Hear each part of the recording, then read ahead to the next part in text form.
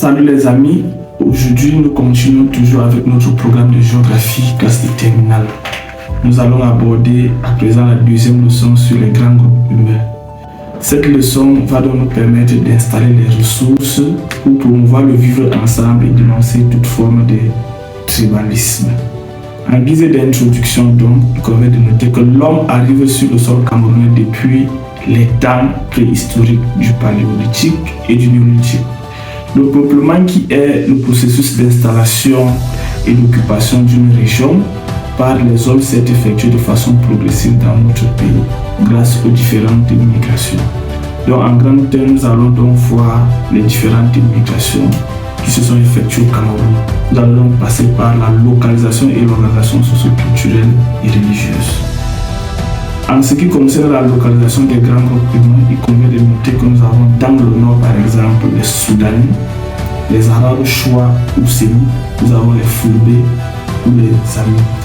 Nous avons dans le sud les Pygmées, les Bantous et les Sémi-Bantous. En ce qui concerne donc leur organisation socio-culturelle et religieuse, il convient de noter ici que l'organisation socio-culturelle n'est pas harmonisée au Cameroun. Les sociétés centralisées ou hiérarchisées, c'est-à-dire les Lamidas par exemple, les Fulbés ou les Bamou, ou encore les chefferies bamileke.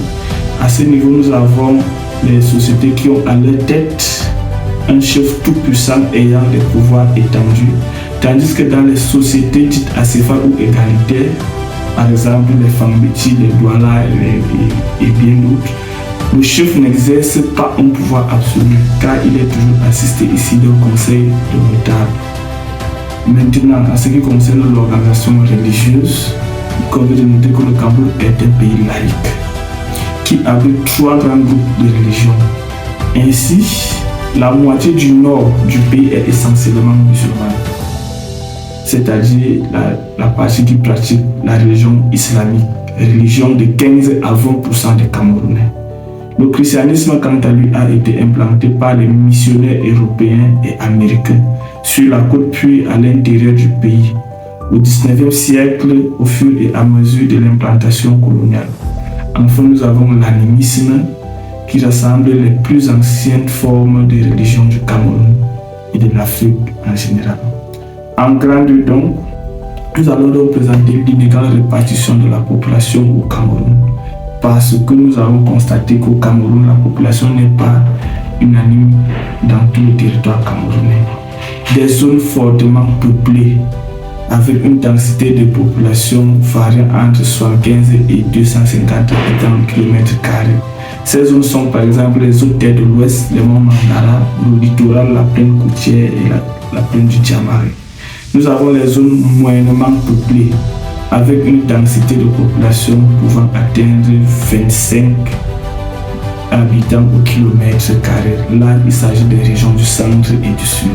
Nous avons les zones faiblement peuplées, avec les densités de population parfois inférieures à 5 habitants au kilomètre carré. Là, il s'agit des régions de l'Est, les régions de la Damara, les régions du Nord et du plateau sud camerounais.